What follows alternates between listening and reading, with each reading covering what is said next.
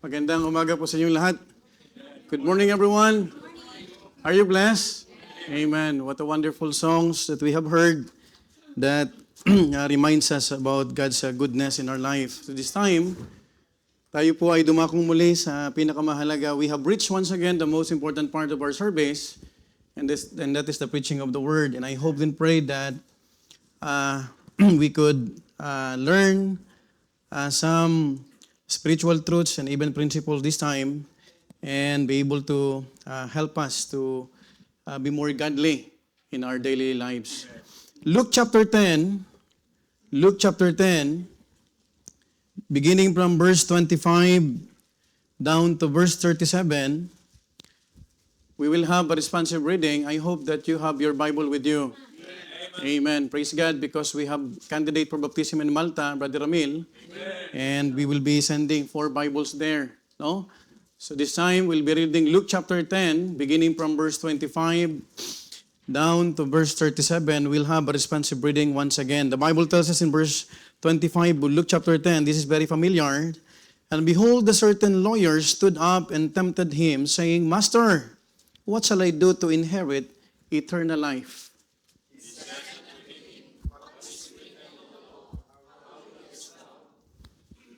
And he answering said, Thou shalt love the Lord thy God with all thy heart, and with all thy soul, and with all thy strength, and with all thy mind, and thy neighbors as thyself.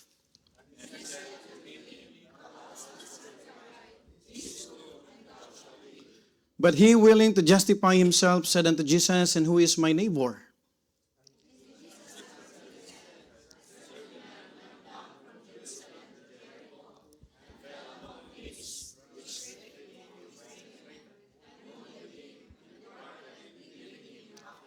Verse 31, And by chance there came down a certain priest that way, and when he saw him, he passed by on the other side.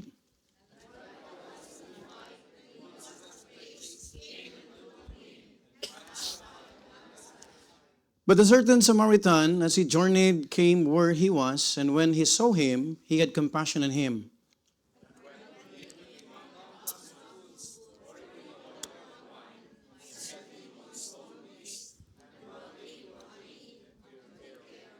Verse 35, And on the morrow, when he departed, he took out 2 pence, and gave them to the host, and said unto him, Take care of him, and whatsoever thou spendest more, when I come again, I will repay thee.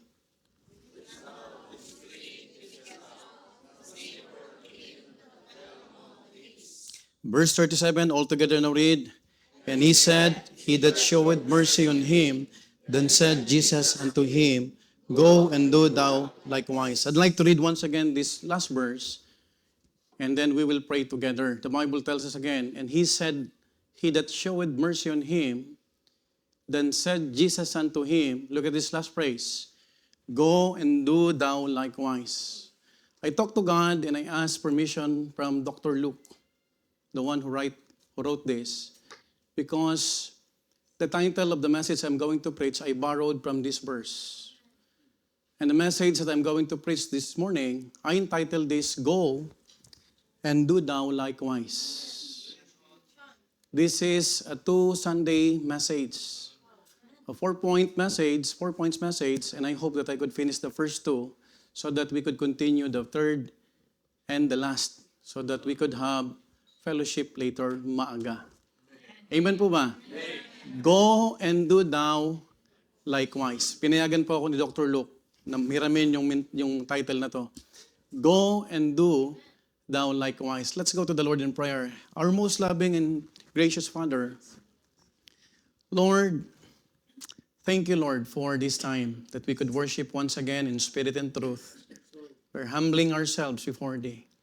And Lord, if there's unconfessed sins that could hinder our service, please be the one to forgive us. Cleanse us, Lord, through the blood of the Lord Jesus Christ. And give us a tender heart as we look at your word, Lord. And help us, Lord, to understand the things that you prepared for all of us. And thank you, Lord, for the visitors that we have, even in our Sunday school, the Italians, the other nationalities that we have, even for this worship service. Lord, please be the one to speak in their hearts, oh Father, and help us, Lord, to examine ourselves before Thee so that we could do Thy will to all of us, Lord. Thank you, Father. We entrust everything to You, and I am asking Your wisdom, the wisdom coming from the Lord. Help me, Lord, to just utter words and be a blessing to Thy people, O Father. Meet the needs of Your people, Lord. And I also pray that the technical aspect of our live streaming will be a good one so that there's no interruption. And even, Lord, we are praying for the ABTech that they will have the presence of mind so that we could truly understand the message that You have prepared for all of us clearly. Thank You, Father, for this wonderful privilege. We love You, we honor You. In Christ's name we pray. Amen. Please be seated. By way of introducing my message, allow me to ask these questions. Have you ever been asked a question by someone who is not really asking, but it's simply testing or measuring you? Or, listen to this, someone who asks you a question not to inquire but to prove a point. You know what? It doesn't happen every day, but most of us, at some point in life, have found ourselves in that situation. Kalimitan sa ating soul winning, makikita natin, nagtatanong sa atin, pero they're not asking because they wanted truths. Just to test our knowledge.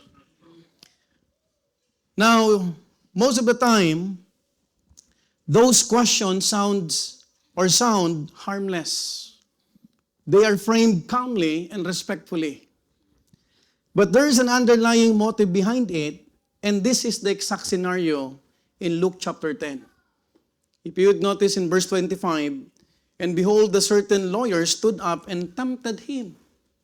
Look at this, saying, Master, what shall I do to inherit eternal life? You know what, a while ago I answered the question of Sister Dina, and I said that God is not only after of our prayers, but even the motives behind our prayers.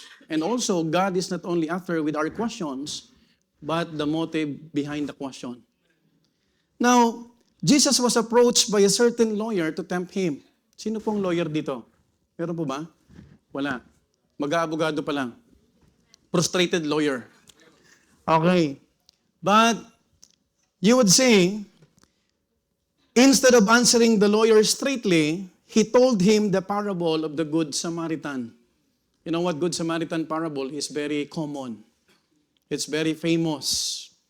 When the parable ended, the lawyer was silent and Jesus finished the debate that never started.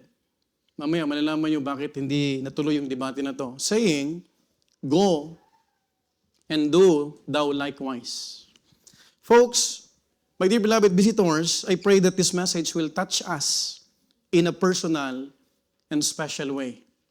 Because in this portion of the scripture, we will learn that there were confronting details behind go and do thou likewise. There are 4 confronting details behind go and do thou likewise. Number 1, let us talk about the first one, conviction. Conviction, claim. Let's talk about conviction, claim. Now, the word conviction, it simply means being firmly persuaded by truth. You're convicted. But let me tell you, a professed conviction is not proven until it is lived out in practice. You can claim that that's your conviction until you are practicing it. Folks, that is why the confronting details, the first one that we need to understand from this passage is conviction, claim. Because the lawyer claimed some truths that you could see in this particular verse. Look at verse 25 to 29. And sabi ng Bible, and behold, again, a certain lawyer stood up, tempted him, or tried him, saying, Master, what shall I do to inherit what? Eternal life. Verse 26, he said unto him, what is written in the law? How readest thou? Verse 27, And he answering said, Thou shalt love the Lord thy God with all thy heart. Itong sagot ng lawyer. Of course, he's a lawyer. He's expert from the law. For the law, I mean. And with all thy soul, and with all thy strength, and with all thy mind, and thy neighbor, what? As thyself. Verse 28. And he said unto him, look at the reply of the Lord Jesus Christ, Thou hast answered right. This do, and what? Thou shalt live. Last verse. But he, willing, I want you to notice this phrase, he willing to justify himself, said unto Jesus, Who is my neighbor? Now, in this passage, we see that a certain lawyer stood up. He said, Master, what shall I do to inherit eternal life? Take note, he addressed Jesus as Master. You still remember Nicodemus? He addressed Jesus Christ as Rabbi. But this time, a lawyer, he called Jesus Christ as Master, but his motive was to tempt him, as we see in the scripture. Now, it could be that he was listening among the crowd. And when the teaching became uncomfortable, he stood up to speak. By the way, hindi po lahat ng nakikinig handang tanggapin ang katotohanan. Are you following? You know what? In verse 25, if you would notice, this verse is started with the word and. Yung conjunction na and, it must have a preceding context. Tama po ba? Ibig sabihin, may pinanggalingan yung end na to. Now, the teaching of Jesus that might have offended him is in verse 21. Look at verse 21. In that hour, Jesus rejoiced in spirit, masayang-masaya ang Panginoon, and said, I thank thee, O Father, Lord of heaven and earth, that thou hast hid these things from the wise and prudent, and hast revealed them unto babes. So, Father, forsweet seem good in thy sight. Now, I want you to notice in this phrase, in this verse I mean, the praise, the wise and prudent. Now, of which, the word best describe him being a lawyer and respectable in status and social standing. You know what? Ito ang maari kapatid na pakinggan ng lawyer, bakit siya stood and then he tried the Lord Jesus Christ. Now, that was not enough because it was followed by Jesus' next statement in verse 22. Look at verse 22. All things are delivered to me of my Father. Look at this. And no man knoweth who the Son is, but the Father, and who the Father is, but the Son. And he to whom the Son will what? Will reveal him. Now, by saying that no one knows the Father except the Son, and those to whom the Son chooses to reveal him, Jesus claimed, listen to this, exclusive authority over divine knowledge and access to God. You know what? After these two verses, I strongly believe that when he stood up to tempt Jesus, the timing is not accidental. You know why? Because it followed a declaration that challenged his identity, his authority, and his understanding of how one comes to know God na hindi nagustuhan ng isang lawyer. We all know kung ano ang ibig sabihin ng lawyer.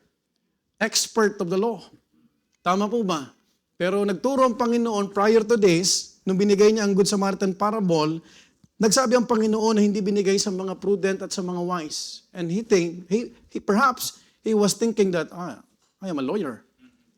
Are you following? Now, you have to understand that all his life, he knew that the way to approach God is through good works and keeping of the law. You know what? Sabi niya nito, what shall I do to inherit eternal life? He's asking the Lord Jesus Christ, but let me remind you, he was not asking to know the truth. He was tempting the Lord Jesus Christ, in which Jesus does not answer him directly, but instead, he turns the question back to him. What is written in the law? And how readest thou? You're a lawyer. It is as if you're a lawyer. Ano bang nasasabi sa batas? Are you following? Now, through Jesus Christ's discernment, He used the discernment, He placed the lawyer under the very law he claims to know. And mind you, suddenly, nakakatawa, the examiner becomes the one examined. Why? Because the lawyer answers correctly, quoting the law. I'd like to read Deuteronomy 6:5. This is the law. And thou shalt love the Lord thy God with all thine heart, and with all thy soul, and with all thy might.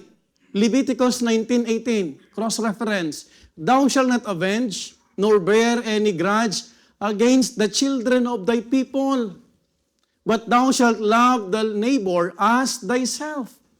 I am the Lord. Do you know, kapatid, these two verses are the royal law. If you will do these two commandments, I'm going to tell you, you will not commit sin. Because law is the knowledge why a person can commit sin. When there is no law, there is no sin. Are you following? Now, we have to understand that this is the reason why in our text, He answered and said, Thou shalt love the Lord thy God with all thy heart, and with all thy soul, and with all thy strength, and with all thy mind, and thy neighbor as thyself. Look at this. In separate book, Deuteronomy and Leviticus, magkahiwalay. Pero siya, pinag-isa niya. Because he's an expert. He's a lawyer. You know what? Jesus affirms the answer. Ito yung sagot ng Panginoon. Thou hast answered right. This do, and thou shalt what? Live. Now listen. Notice that Jesus said, Thou hast answered right. Not, thou art right. Nor, or, that doest right. Hindi sinabi ng Panginoon, hey man, you're doing right. But Jesus Christ said, your answer is right. But Jesus Christ did not say or replied, tama ka. Tama ang sagot mo, but the question is your conviction practice or just a conviction claim? Are you following? You know what? We could learn from this that a person could have the right answer in theory, but not in application. Folks, it is very dangerous that we know the truth, but we are not applying it. Alam ng lawyer yung batas, pero ang problema, hindi niya magawa o maisagawa ang batas. You know what, folks? A truth known is different from a truth lived out. Just like what the Bible says in James 1:22, verse 25. Look at what the Bible says, But be doers of the word, and not hearers only, deceiving your own selves. For if any be a hearer of the word, and not a doer, he is like unto a man beholding his what? Natural face in a glass. The mirror could help us to see our face na merong dumi. But the mirror cannot clean the dirt. Are you following? Yung salita ng Diyos, hindi ito nakakalinis kung aalamin mo lang. Tama po ba? Malilinis ka nito kung i-apply natin yung ating natututunan. That is why, in verse 25, look at what the Bible says. Sabi ng Bible in verse 25, But whoso looketh, verse 24 For he beholdeth himself and goeth his way, and straightway forgetteth what manner of man he was. Look at verse 25. But whoso looketh into the perfect law of liberty, and continueth therein, he being not a forgetful what? Hearer, but a doer of the work. This man shall be what? Blessed in his deed. Ang binibless, hindi yung may alam. Yung sinasagawa, yung alam. You know what, my dear beloved brethren, Jesus Christ is not offering the law as a means of salvation here, by using it as a mirror only.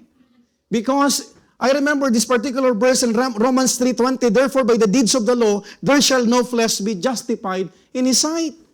For by the law is knowledge of sin. In James 2:10, the Bible tells us in James 2:10, Whosoever shall keep the whole law, and yet offend in one point, he is guilty of all. That is why the more we know the Word of God, the more we know the commandments of God, we will understand more the grace of God. Because no one can perform or exhibit perfectness or perfect living by obeying the whole law. Because no one is perfect. It is what the Bible says. This is the reason why salvation is by grace.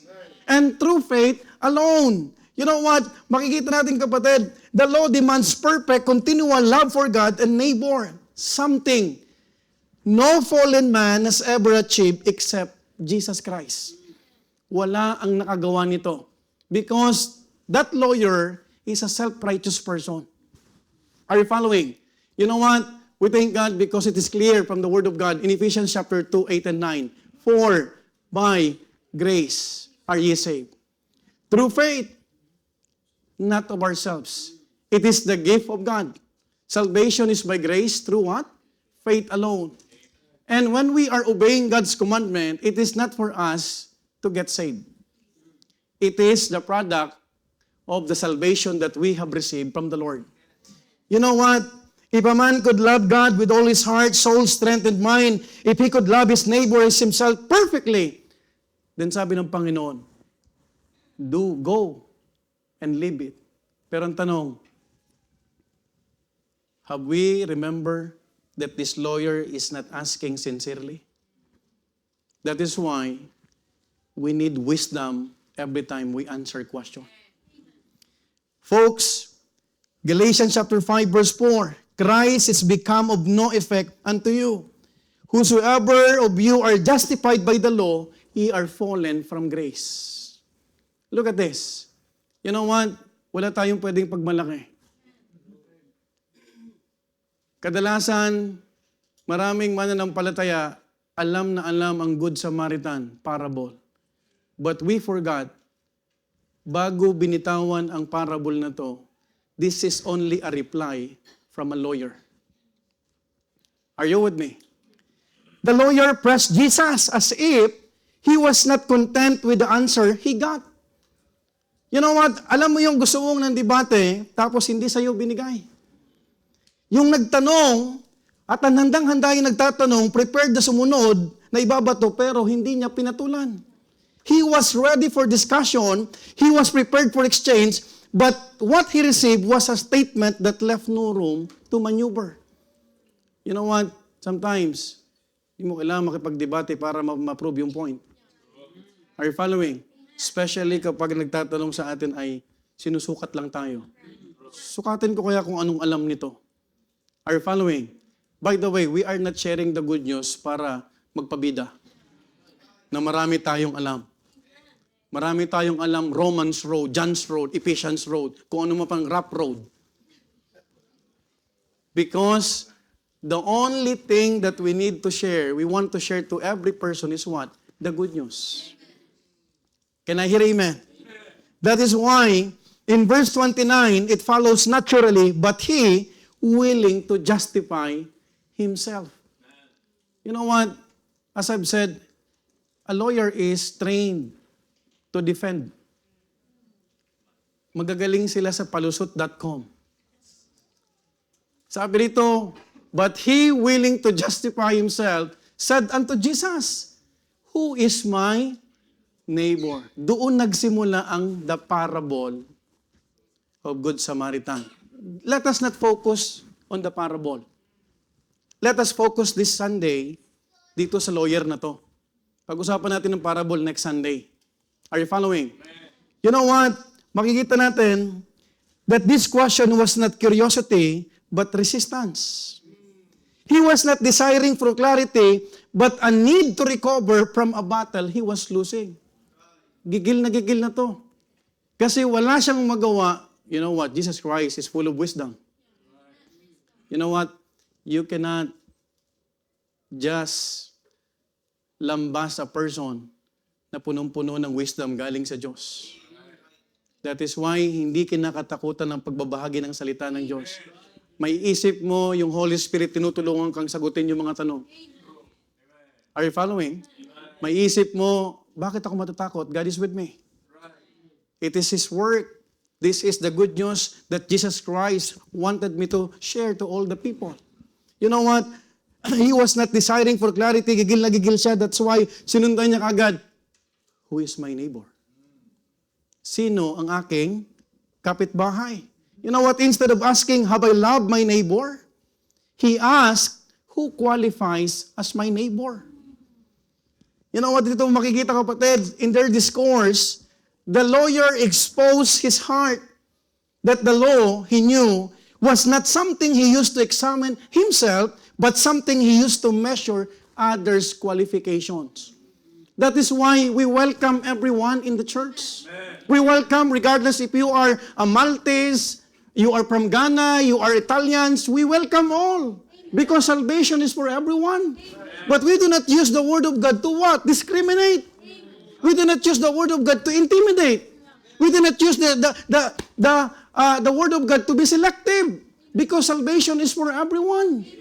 And then this lawyer asked, who is my neighbor? It is as if that they are the only one. The good people. Makikita mo, kapatid, hindi sa pagkakaalam ng batas, instead of using the law as a mirror, he used the law as a standard to measure others. Kapatid, hindi ginagamit to para manukat. Amen po ba? We do not compete to other people. We would like to share the good news, the gospel, primarily because we want the people to know that there is a Savior. And not only that, we want them to help to grow in the knowledge of grace. Because habang natututo tayo sa Word of God, alam mo ba nagiging gracious ka? Do you know that the more you are invested studying the Word of God, you will say, Lord, nakakaya pala. Because from time to time, there's another law. And if we are obeying 9 commandments and we failed one, we're guilty of all. That's why we are fallen from grace. If we are depending sa law. Because not all the time we are doing good. Are you following? But this lawyer thought, alam ko ang batas. Do you know, kapatid, he summarized it into one law. Sabi niya, love the Lord thy God with all thy mind, thy soul, and then love thy neighbor as love yourself. Makikita mo, kapatid, he wants what? Exclusivity. You know what? It is just like saying, who is qualified to be my neighbor? Who deserves to be loved? Who is worthy to be called my neighbor? He wants what? Exclusivity. By justifying himself, he was indirectly saying that love could be selective and obedience could be what? Conditional.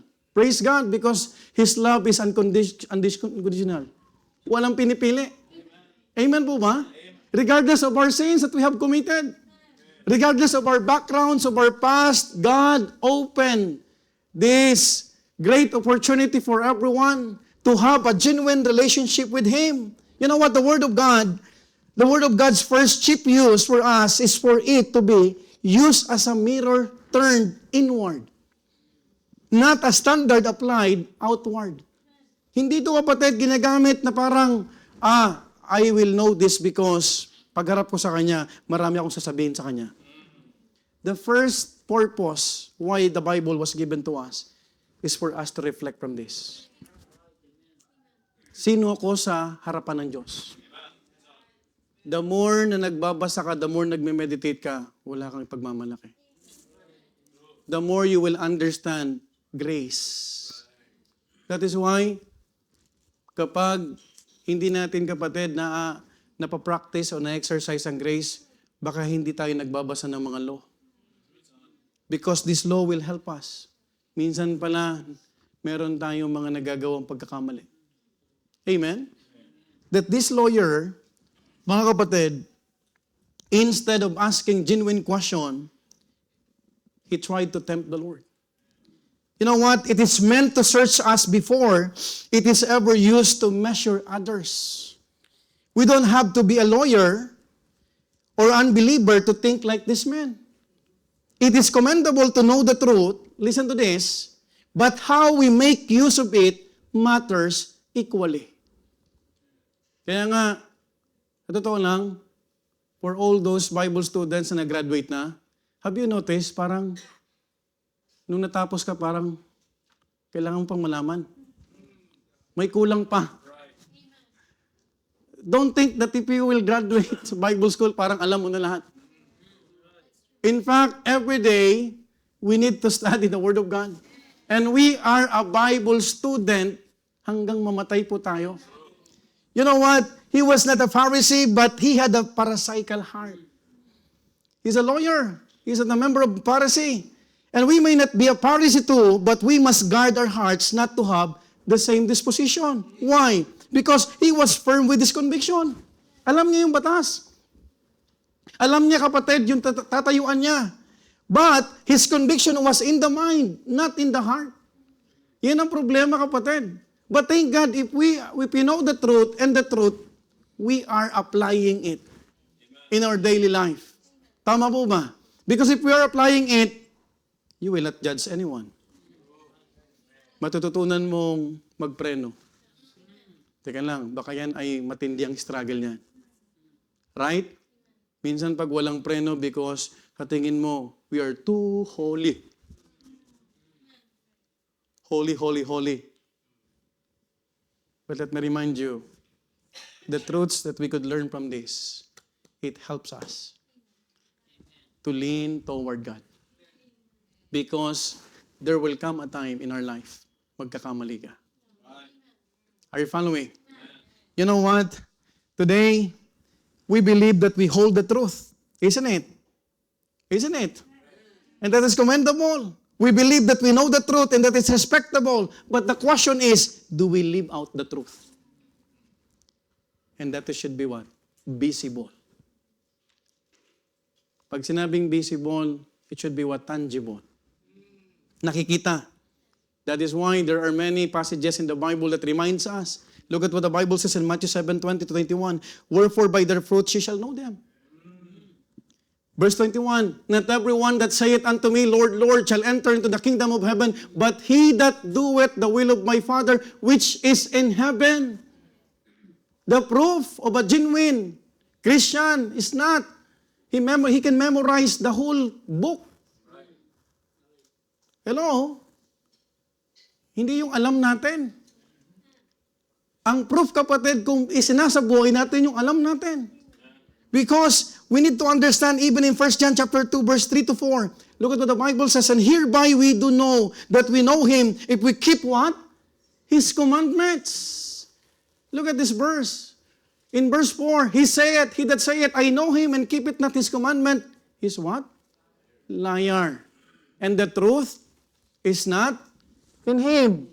You know what, folks? This message is not aimed for those who lack understanding. But it speaks to those who have been taught. It is for you and for me. Kasi mahirap, kapatid. You know, kapatid, the parable of the Good Samaritan is only an object lesson. But we need to understand the context. Bakit ba binigay ng Panginoon yung parable na yon? Are you following? Because we might be thinking that we know many doctrines inside the church. Pero ang tanong, isinasabuhay ba natin? You know what? Doctrines means simply life. If you're gonna ask me, Pastor, what is doctrine? Doctrine is life. Alam mo ba yung doktrina walang kwenta o walang kabuluhan kung hindi nakikita sa atin? Are you following? Are you with me? What is doctrine again? Life. Naglagay na ng hashtag si Brother Domingo, choose life. Ang bilis sa Facebook. Nabasa ko kanina sa break time. Choose life. At nilagay niya doon, 2 weeks in Japan. Joke lang yon. Because if you know that, that's like for example, ito, simpleng ano lang. Halimbawa, you know, soul winning is the main thing. Alam mo yan, memorize mo yan. You have not chosen me, but I have chosen you. Ang tanong, nagsoul winning ka ba?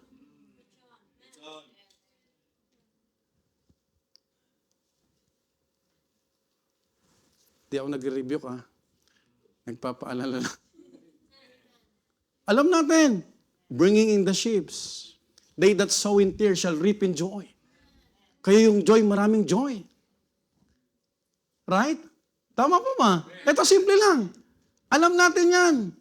Now, let us discuss this because itong lawyer na to, kapatid, bago siya sinagot ng Panginoon ng parable, meron munang pinanggalingan.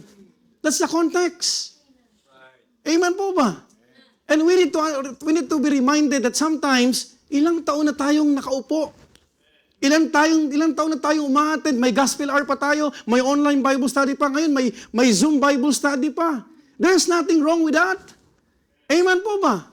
We know that God is a forgiving God. Ang question, nagpo-forgive ka ba? Tama po ba? You claim that you are a Christian, but the question is, are we displaying Christ-like attitude? Amen po ba? Yun ang mensahe ngayon. Go and do thou likewise. Ito ang binalik, kapatid, ng Panginoon sa isang lawyer na nagtatanong sa kanya, without sincerity, go and do what likewise. I hope this morning, we need to understand, kapatid, it is for you and me, because this confronting detail behind go and do thou likewise is very important. Because conviction claim is not tantamount or equivalent to conviction practice. Let me tell you. Oo, strong ang conviction natin. But we're not using this standard for perfection. No one can achieve perfection. Can anyone raise your right hand? Pastor, even I will not go to church, basta alam ko sa Panginoon, okay pa rin. Kapatid, yung nasa loob nga ng church, minsan may problema pa. Right? Tama po ba? No one is perfect. That is why the more you understand about law, the more you will become gracious. Kaya minsan binabagabag ka ng Holy Spirit, sige, napatawarin mo na. Hindi. Naagrabyado ko. Sino bang hindi naagrabyado nung pinarusahan ng Panginoon? Amen? Amen po ba? And sometimes, itong mga to, kapatid, this lawyer, nabuhay siya, kapatid, he knew the law. Ang problema, law is only the schoolmaster. Are you following? This is only a schoolmaster. The knowledge. You will never know that you are committing sin if you will not understand the law. But don't proceed or don't pursue what perfection because someday, somehow, manghihina ka. Someday, somehow, you will fail. That is why we are reminded the steps of a good man are ordered by the Lord, though he fall. Merong provision. Because not all the time we are strong. Not all the time we are what? We are vibrant. And not all the time we are so excited. Not all the time nakikita natin, ay, teka lang, nahuhulog na pala ako.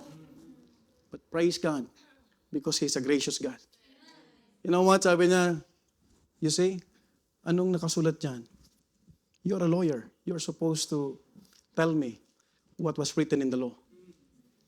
Tama mo ba? Ang galing ng Panginoon, sumagot ng tanong. Are you following? Sometimes we need to ask God's wisdom para tayo sumagot. Amen po ba? Because if we will be guided by the Lord, you could be a blessing. Number 1, conviction claim. Are you still with me? The confronting details behind go and do thou likewise. Number 1, conviction claim. Number 2, convenience chosen. Look at verse 30 to 32. The Bible tells us, and Jesus answering said, a certain man went down from Jerusalem to Jericho and fell among thieves, which stripped him of his raiment and wounded him and departed, leaving him half dead. In verse 31, and by chance there came down a certain priest that way. And when he saw him, he passed by on the other side. And likewise a Levite, when he was at the place, came and looked on him and passed by on the other side. You know what? Instead of Jesus answering him directly, he answered with what? Parable. Again, let me repeat, a parable is an earthly story only, with heavenly meanings. He describes a man who was wounded. It's not a literal. Pero pinakita ng Panginoon, dito yung tinatawag na sitwasyon ng isang lalaki. He was wounded, he was beaten, he was loose, he was robbed, and left half dead. And mind you folks, the need was clear and undeniable. Pinakita ng Panginoon. Then two men appear, one was a priest and the other a Levite. And who is a priest? Priests were descendants of Aaron and served directly at the altar. Tinan mo, ginamit ng Panginoon ng object of lesson. Levites, not only the priest, Levites assisted in temple duties, supporting worship, guarding, teaching, and what? Maintaining order. Now, let me clarify.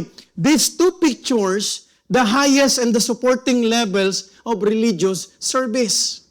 Why? Because both of them saw the man on separate occasions. Hindi sila magkasabay. Magkahiwalay po ito. They both saw the man on separate occasion. They both saw the need.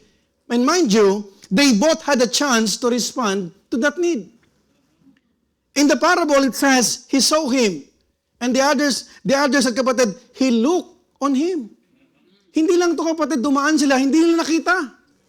He looked on him. Kitang-kita nila, he's in dire. He's in need of an help.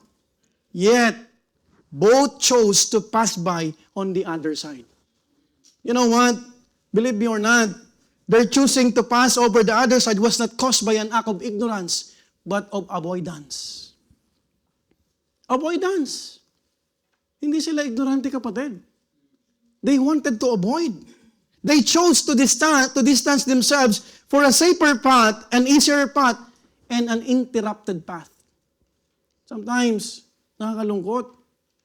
Kung makikita natin, kapatid, itong mga priest na to, itong mga Levites na to, hindi ito, kapatid, parang napadaan lang sila.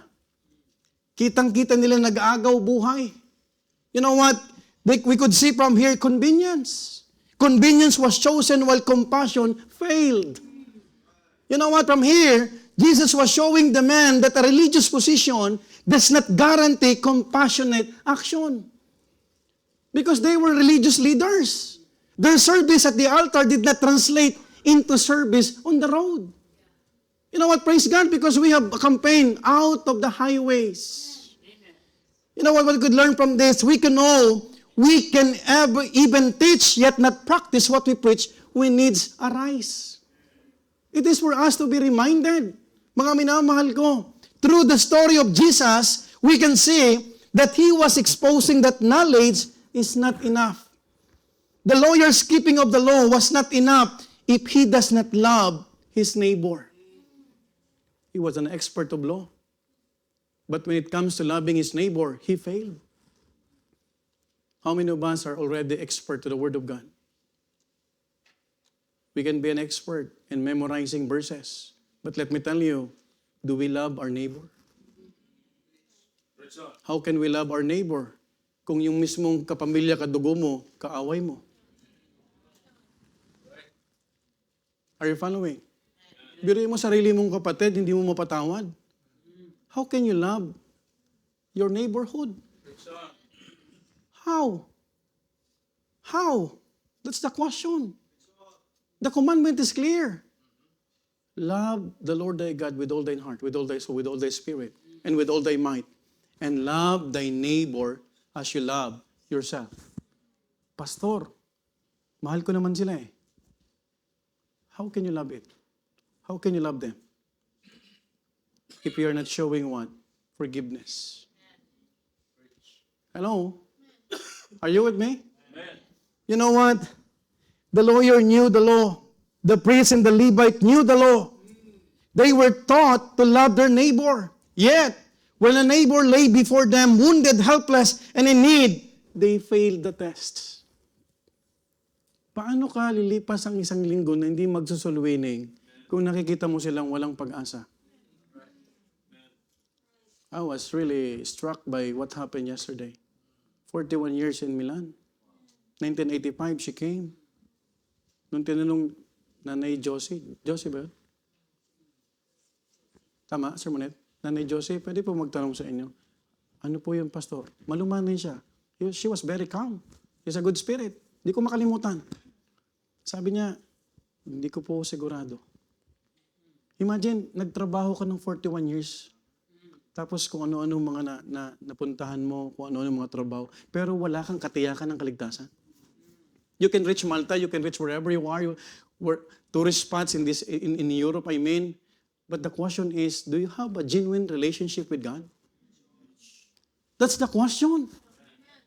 Amen po ba? That is why winning souls is vital. Folks, makikita natin dito, kapatid, now, the law they knew did not move them. The command they taught did not stop them. Now, brethren, this is the tragedy of knowledge. Desperate times will reveal whether we know has truly changed us. Yun lang. Alam mo, supposed to be, I'm thinking already, check pa ng mga attendance pa sa soul winning. Kasi kung buhay mo na yan, regardless na, i-check up pa niyan. Actually, I was really praying for this. Do you know, right now, hindi na ako kung nag-share ka dyan ng ating page, bahala ka. Hindi ko naman kayo pwede, kapatid, na laging, alam mo, i-push. Hindi ko naman kayo pwede sabihin, soul winning tayo, brother, di ba Kristyano ka, di ba nag-claim ka? Hindi ko naman pwede sabihin yun. It's for everyone. It's for the believers. Because the mandate is clear. Go! Ye therefore teach all nations. Tama po ba? Baptizing them in the name of the Father and of the Son and of the Holy Spirit. I'm already thinking about this. Because if you are convicted about this, there's no need. Para ikaw ay tulak pa, i-push pa. This is the dilemma of many Christians. They are there for what? Attendance. Because the pastor, the leader, the area leader, but please, don't just claim the conviction. You practice it, mga minamahal ko. There are many people. Look at Brother Liban. Look at Brother Ramil. Look at this brother. Kung hindi naimbita, saan ito pupunta? Naintindihan niyo ba, kapatid? Yung ating Italian visitors kanina. Of course, we cannot expect them to stay just like what we are doing here. Because they have different culture. Hindi tayo pwede maging legalista na dapat andyan sila. We cannot do that. They are different. But we have the same God. And that God is a gracious God. Are you following? Naintindihan niyo ba, kapatid? Hindi nito kailangan, kapatid, na pahirapan. You know what, folks, brethren? What do we do when we see someone in need? Not just in their soul, but in their current situation like this. Number one, a sister lying in a hospital bed. Praise God! We have hospice ministry. Now, tanongin ko kayo, anong mapapala natin dyan? Alam mo, yung mga musicians natin, they are sacrificing a lot. Sister Mirna just came from hospice ministry, pupunta ng soul winning. Tanongin ko kayo, anong mapapala natin dyan? Kung tutuusin, baka magkasakit pa ng mga musicians natin dyan. That's why we're praying for each other. Lord, palakasin mo ang immune system. Tama mo ba? Naintindihan niyo ba, kapatid? Wala naman. Sa salitang makatao, this is only world's perspective. Anong mapapala natin dyan? Pag nahawa ka pa dyan, di nagkasakit ka dyan. Tama? But we are already convicted. Yung huling araw nila sa mundo. By the way, ito ang problema. Pag pinabangon ka ng Panginoon mula sa putikan ng kasalanan, huwag kang mangusga. Doon sa mga nagkakamali at gumagapang ngayon. Kasi baka nakakalimutan mo, gumapang ka rin. Gumapang ako. It's all about the grace of God. Sometimes we are too intellectual. But we're not talking about intellectual here. Spiritual. We do not judge person. Hindi natin pwedeng tuldukan ng tao. Mahirap yung, kapatid. Kasi ako nga, hindi tinuldukan ng Panginoon. Ikaw nga, hindi tinuldukan ng Panginoon. And who are we to put a period while God is still putting comma? Are you following? Wag kapatid tayo maging lawyer. Hindi nga tayo lawyer, pero yung attitude natin minsan parang lawyer. Sana ang maging natin gayahin natin sa lawyer, ang talas ng memory niya, pastor. Alam niya ang law. Gayahin natin yon. Huwag yung attitude niya. Are you with me? Folks, number 2, a brother without work. Minsan, gusto nilang magbigay, pero paano magbibigay? Walang trabaho. We Magbigay ka. Alam mong gawin mo, ipag-pray mo yun. Are you with me? Ang tao, kapatid, kung nagpipray ka, God knows what's the best for him. We are not God. Are you following? Thirdly, a child who needs patience and understanding. Sarap may anak, pero challenging. Very challenging. Pili mo anak ko, sit. Ha? Preacher Judel, narinig namin dalawang mag-asawa, sit. Nagkatinginan kami, sit. Sit. Pambihira. Yung director ko nga doon sa Humanitas, hindi ako napasit down eh. Pambihira si Gab. Sit! Daddy, sit! Wala, upo ka talaga. Pasensya. Bata yan, ang patulan mo yan. A family crushed by financial hardship.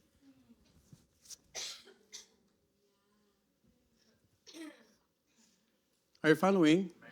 Sometimes we could easily, make a footnotes, remarks. But let me tell you, madali yun. Kahit sa accounting, madaling mag-adjust ng entry. Alam to ng mga accountant dito. But let me remind you, bago binitawan ang Good Samaritan, parable of Good Samaritan, Jesus Christ was teaching on this man. Panglima, a sick co-worker trying to get through the day. Let's pray for one another. May mga kapatid tayong may sakit. Amen? Ito pa naman yung panahon na daming may sakit. A stranger asking for help. Folks, a homeless person on the street. That's why, hindi nyo ba napapansin bakit tayo nag-retain dyan sa Ethiopia na yan? Because hindi natin kayang gawin yan dito. We cannot do that, the feeding ministry here. Makukulong tayong lahat. But in Ethiopia, there are many people who are suffering from famine. And thank God for those brethren. Alam ng Panginoon kung paano ka nag-contribute dyan, paano natin pinapadala, and we become a blessing. Ang dami nating pagkain sayang. Tama po ba? What is 5 euro, 10 euro for the feeding program? Kung naniniwala tayo, kapatid, na tayo ang nakakaluwag. Not only the brethren, not only our biological family, but even the stranger asking for help because that Samaritan man has no relationship with what? Not only with Israelites. Ang layo ng kanilang tinatawag na social status. Doon sa Levite, taka doon sa, saan? Sa mga pare. Are you with me? Number 8, a person in desperate need. Oh, thank God, nagising na yung pamangkin ni Brother Joshua. I'm praying for this. Yung kapatid dito nag-message sa akin, Pastor, please, we're praying. Naintindihan nyo, kapatid? Ito yung panahon na magpipray tayo. Ito yung panahon na may kailangan sila. Not to speculate, not to, alam mo yun? Kasi sila yung may pangangailangan. Dahil anong mararamdaman natin pag tayo ang nangangailangan, iba yung ating nakukuhang response. Yes, their soul needs God, but their body, their situation, their reality needs help now. You know what, folks? To say God bless you, and I will pray for you, brother, while withholding the help we are able to give, is not faith. It is hypocrisy.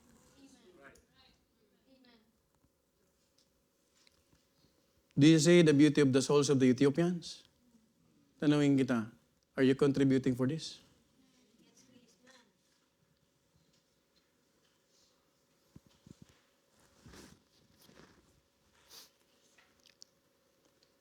Madali ka kasing maapektuhan eh. Alam mo yun, I came to Ethiopia. Pero I just prove it na hindi pala ito yung emotion lang. Kasi pag emotion ka nila, nakita mo, naawa ka. Kaya alam mo kapatid, pag nagbibigay ka, hindi awa eh. Pagmamahal. You're giving because you love them. Kailangan nila ng buhay na walang hanggan. Mahirap yan ipasok mo yung Gen 316 tapos gutom. Tapos yung mga babae doon, construction worker. Ang sweldo ng lalaki, pareha sa ano. Kita ko yung muscle dito ng ano. Babae nag-wheelbarrow. Nanay! Oh, young people. Tapos sabihin mo, ang hirap mag-aral. Ikaw nakaupo ka, may heater. Doon walang heater. So, gusto kong isama yung mga... Makita nyo ba? Yung different world. Right? Tapos may mga bata na, no, nambolyo! Ay, talaga naman. Tinatabig yung pagkain. Di ba nakikita natin yan? Doon, kapatid. Spaghetti, kinakamay. Ganun, no? Durog yung ano ko. Durog ang puso mo. Walang hygiene, walang hugasan, walang tubig, kulang ang tubig. Naintindihan mo ba natin? Tayo dito, kapatid, we enjoyed a lot. Tama? Tama po ba? Pupunta yan sa church, kapatid, tingnan mo mga sapatos yan, paa niyan, alikabok. Minsan basa pa dahil walang tricycle, walang sakyan. You know what? Makikita natin, kapatid, not only in Ethiopia but Milan, real life people. They need the Word of God. They need the Word of God. Mag-try po tayo. I appreciate Brother Lorenzo nung kahapon. Sabi ko, can you share the good news in Italian? I'll try, Pastor. Tapos, akala ko nung umuwi ang mga iba, uwi na rin to mga Joy. Hindi pa. Ikot pa Sister Telma. Parang Cyclops eh. Pauwi na lang kami, may nakita si Sister Pearl. Pili mo yan. Ito lang ang tanong ko. Paano kung di tayo nakapag-share? Right? And then we claim that we know the Word of God. Tama? Tama po? When we can help but choose convenience instead, when we deliberately look away and pass by, we stand in the same place as the priests, as the Levite, and the lawyer.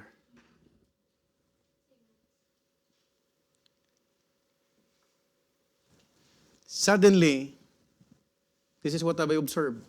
Business becomes our justification.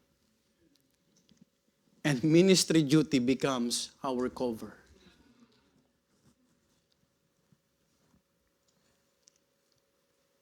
A while ago, I was really looking at Brother Lorenzo. Si Brother Lorenzo? Andiyan po. Appreciate ko yung pagpapakanta niya.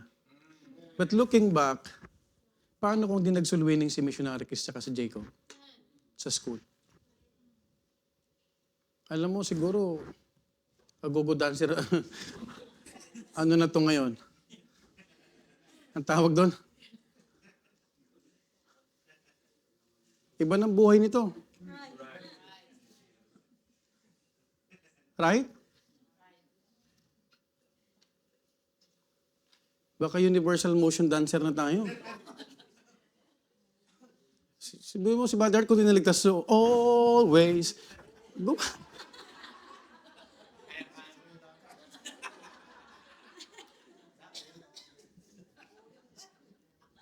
Sabi ng asawa ko, pero yung mga kapatid, kung di tayo naligtas, have you realized that? Kung hindi tayo niligtas ng Panginoon, nasaan si Sir Janice? Ang anak ni Janice.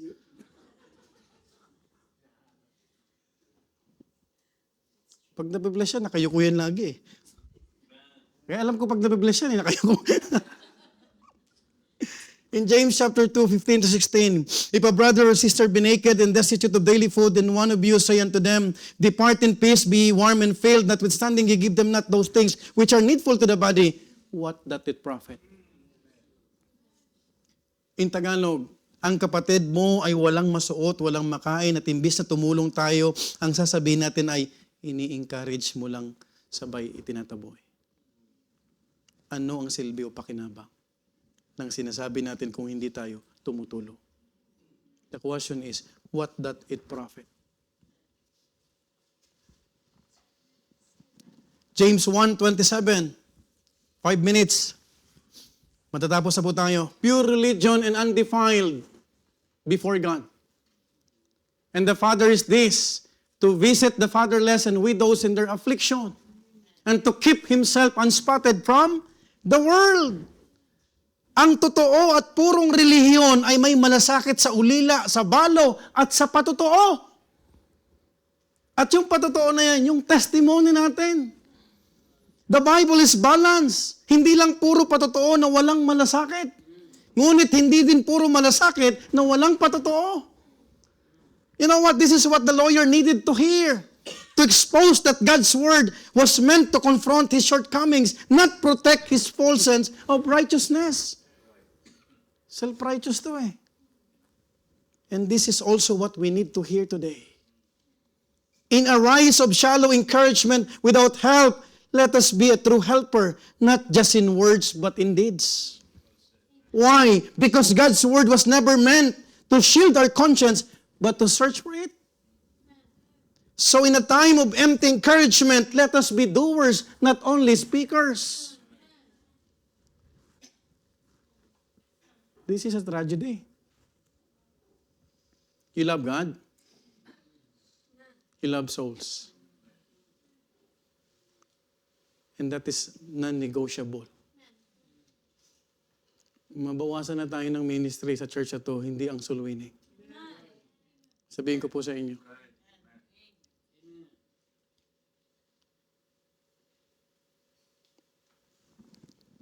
There are plenty of people lying on the wayside, needing help. Let us not go the other way like the Levite, like the priest. Let us be Christ-like. Steadfast tayo, di ba ngayon? Let's be steadfast in winning souls. Ganda-ganda ng ating soul winning board. Amen? Outreaches, kayo nasa gitna kasi mahal namin kayo. Pero mo yan, ginitna natin yung outreaches. Praise God. Nakikita ko yung mga soul winning effort ng Rome, ng Malta.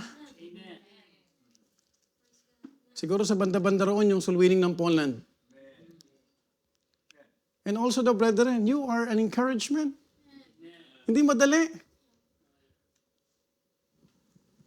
In Matthew 9:36, but when he saw the multitudes, he was moved with compassion on them because they fainted and were scattered abroad as sheep having no shepherd.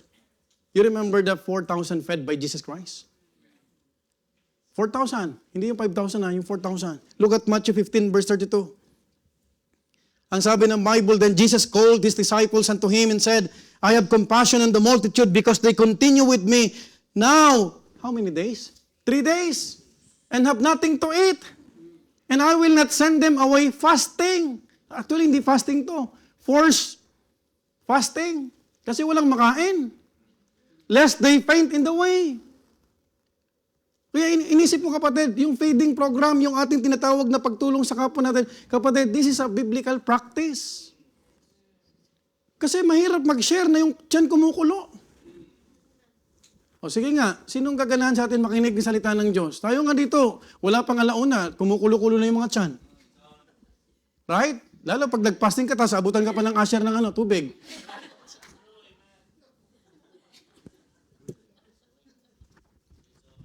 Sabi ko, ayaw ni pastor sa baso. Na-bypass yung asher.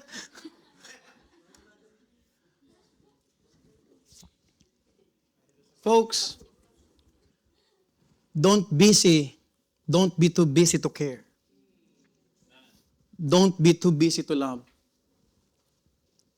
Nilagay ka sa trabaho na yan para maging asin. Maging ilaw. How many of you nakakita ng lighthouse? Lighthouse. Pag tinignan mo ang lighthouse, lahat pwedeng dumaong. Hindi pinipili ng lighthouse kung sino lang maliwanagan. Kasi pag ilaw ka, wala kang pipiliin. Are you following? Sometimes we are too busy to love, to care. And I hope itong church na to ay gamitin ng Panginoon sa buhay mo. Kung meron mong panawagan sa iyo ang Panginoon, maging missionary wife, dito pa lang nakikitaan ka na. Because one day, kung wala kang ginagawa, dito, much more sa labas. Go out to the highways to share the word, but also to show His love in tangible ways.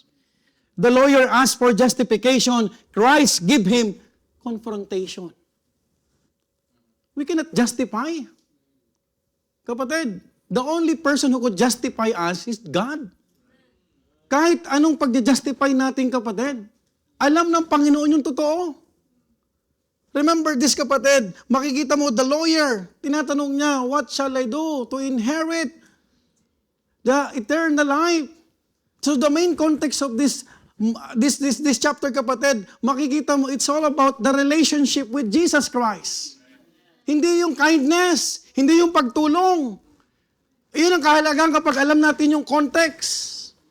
Are you following? Kasi dinadampot lang. Who among you, kapatid, have realized kung nabigyan natin ng pansin, kapatid, yung lawyer na to? Bago binigay ang Good Samaritan parable, kapatid, yung lawyer muna. Kasi minsan, kapatid, tinitignan natin salita ng Panginoon, yung gusto nating madampot. But let me tell you, the Bible is for everyone. At hinayaan ng Panginoon may sulat to para may matutunan tayo. Dahil minsan marami na tayong alam. Nakakapakinig tayo.